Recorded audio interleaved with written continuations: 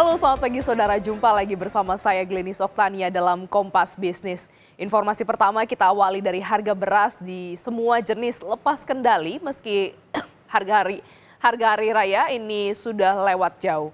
Harga beras rata-rata per September ini jauh meninggalkan posisi tahun 2021 dan 2022.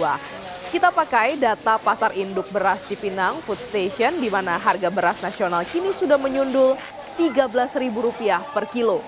Paling mahal adalah jenis premium, jenis pandan wangi di pasar modern, yaitu Rp20.500. Ini artinya saudara, jika Anda membeli beras di supermarket, satu karung berisi 5 kilo sudah Rp102.500. Padahal harga eceran tertinggi beras jenis ini di zona tertinggi adalah Rp14.800 per kilogram. Pedagang mengaku kesulitan mendapat pasokan dan kita masih pakai data yang sama, stok beras di pasar Cipinang saat ini sebesar 25.594 ton. Jauh di bawah stok 2 tahun terakhir yang selalu di atas 35.000 ton.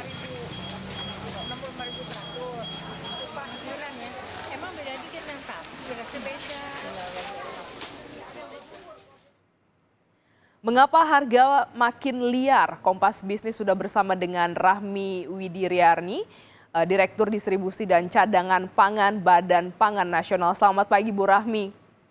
Selamat pagi, Mbak. Ya, ini beras lagi menjadi sorotan, harganya kembali naik begitu ya. Mengapa kembali berulang? Harganya liar di atas harga eceran tertinggi. Bahkan jenis pandan wangi ini sudah tembus di harga Rp20.000 per kilogram. Sebenarnya apa yang terjadi, Bu? Baik, terima kasih Mbak. Selamat pagi semuanya. Jadi perlu kita pahami bersama bahwa siklus produksi padi gitu ya, sebenarnya berulang setiap tahun bahwa di semester 1 itu produksi sekitar 65-70%, kemudian semester 2 sekitar 25-35% gitu ya Mbak. Kemudian saat ini sudah masuk semester 2, kemudian juga ternyata El Nino yang sudah diprediksi sejak awal tahun ternyata juga berdampak terhadap produksi. Jadi kalau kita lihat memang harga naik gitu ya, naik dari awal tahun. Kemudian kita konfirmasi juga dengan produksi gitu karena supply demand kan juga berlaku. Jadi memang di semester 2 ini dampak El Nino itu cukup kuat gitu terhadap penurunan produksi padi.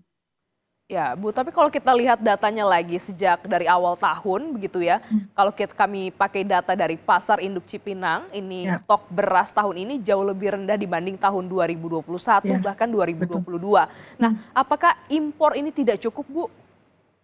Sebenarnya dari awal 2023, bahkan mungkin di Oktober 2022, Badan Pangan Nasional dengan prognosa neraca pangan pada saat itu Bapak Kepala Badan sudah menyampaikan kepada publik bahwa 2023 situasi akan tidak baik terkait dengan beras gitu. Sehingga setelah izin impor 500.000 di 2022, pada saat itu masuk 200.000 sampai Desember karena memang selalu disampaikan oleh beliau bahwa eh, kedatangan impor ini harus terukur gitu. Jadi tidak serta-merta langsung masuk gitu karena juga kita mengutamakan pembelian dari dalam negeri ini khusus untuk cadangan beras pemerintah ya Mbak. Mhm. Kemudian masuk 300.000 yang sisa kuota 2022 itu sampai di bulan awal Maret gitu. Kemudian di awal tahun 2023 kita lihat ternyata harga juga nggak turun gitu dibandingkan dengan tahun sebelumnya. Sebenarnya paling mudah kita punya panel harga pangan yang diupdate setiap hari, tapi kita juga bisa lihat harganya PIBC karena itu kan barometer pasar beras gitu, tidak hanya di Indonesia bahkan mungkin di Asia Tenggara gitu ya. Nah itu juga mulai menunjukkan tanda-tanda tidak turun gitu, sehingga diputuskan oleh pemerintah, Bapak Presiden memerintahkan untuk impor 2 juta ton di 2023 dengan kedatangan yang terukur gitu. Karena kan itu baru prediksi ya Mbak. apakah kita benar perlu 2 juta atau sebenarnya cukup 500.000, 700.000 gitu ya. Dan ternyata sampai hari ini situasi seperti ini gitu ya Mbak. Jadi kedatangan importasi beras ini akan 2 juta full plus 300.000 yang sisa 2022. Jadi 2,3 ini untuk memenuhi cadangan pangan pemerintah khususnya beras. Oh, Jadi pemerintah dalam situasi apapun harus punya cadangan beras yang kuat. ya, perlu ada cadangan beras yang terus dipenuhi. Nah, lantas apa solusi Yes. dari Bappenas baik jangka pendek namun tetap bisa dipakai secara jangka panjang? Kalau yang pertama sesuai dengan prognosa ya Mbak, prognosa ini disusun juga dengan lintas KL, maka yang pertama adalah perlu penguatan produksi, melakukan berbagai macam upaya dan ini dilaksanakan oleh Kementerian Teknis dalam hal ini Kementerian Pertanian. Jadi wilayah-wilayah, lokasi-lokasi yang masih dapat air dilakukan percepatan tanam.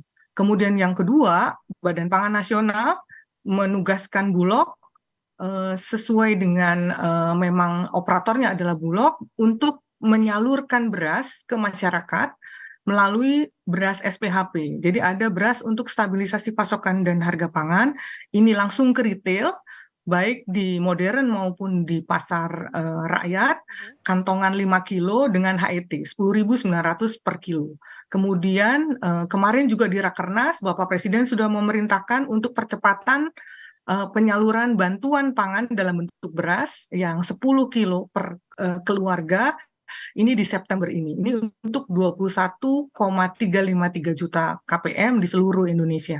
Ini akan dirilis untuk tadi menjaga bahwa masyarakat yang memang betul-betul membutuhkan dan terdampak paling besar terhadap kenaikan harga bisa terpenuhi kebutuhan pangannya 10 kilo untuk 3 bulan. Oke Bu, selain Badan Pangan Nasional, siapa lagi sebenarnya yang harus bertanggung jawab untuk mencari solusi pasokan dan juga harga beras ini? Eh, Beras ini kan bagian dari pangan ya Mbak. Kalau kita lihat dari apa namanya circle KL yang terlibat dengan pembangunan pangan itu sebenarnya banyak gitu ya. Kalau produksi jelas Kementerian Teknis, Kementerian Pertanian memang fokus di produksi. Kemudian ada kementerian seperti PUPR untuk menyiapkan waduk, bendungan, irigasi yang besar-besar. Kemudian juga ada Kementerian Perhubungan yang saat ini sudah intens bekerja sama dengan Badan Pangan untuk membawa mendistribusikan beras ini sampai ke pelosok-pelosok dengan mengoptimalkan tol laut bahkan menambah deviasi titik perjalanan tol laut. Kemudian juga ada banyak Mbak, Kementerian Perdagangan juga support, Kementerian Perindustrian. Jadi banyak yang harus memang terlibat dalam pembangunan pangan. Tidak hanya beras tapi juga komoditas pangan strategis lainnya. Ya, ini terkait dengan harga beras tentu ini akan melibatkan begitu banyak kementerian dan lembaga. Terakhir Bu, harga Ya. terbentuk karena pasokan, tapi data tentang beras ini selalu berbeda satu sama lain institusi. Perlukah Indonesia melakukan amnesti data beras? Sebetulnya datanya sumbernya satu Mbak dari BPS karena single data untuk beras ini sudah ada KSA gitu. Jadi nanti akan terjadi koreksi. Feeling saya ini akan ada koreksi gitu karena kita apa ya percaya bahwa situasi saat ini itu juga terpengaruh dengan apa ya penurunan supply karena tidak hanya terkoreksi di harga tapi juga terlaporkan bahwa banyak penggilingan bahkan sekarang beberapa penggilingan menengah besar juga sudah mulai kekurangan bahan baku gabah. Artinya memang sumber bahan baku gabahnya ini yang kurang karena kita tidak impor dalam bentuk gabah, impornya kan dalam bentuk beras gitu. Jadi para penggilingan ini sudah mulai kekurangan bahan baku. Baik, tentu ini kita nantikan bagaimana langkah pemerintah dalam jangka pendek dan juga jangka panjang untuk kembali menstabilkan harga beras di pasaran. Terima kasih Ibu Rahmi Widiriani, Direktur Distribusi dan Cadangan Pangan Badan Pangan Nasional telah bergabung dalam Kompas Bisnis pada pagi hari ini. Terima kasih, selamat pagi.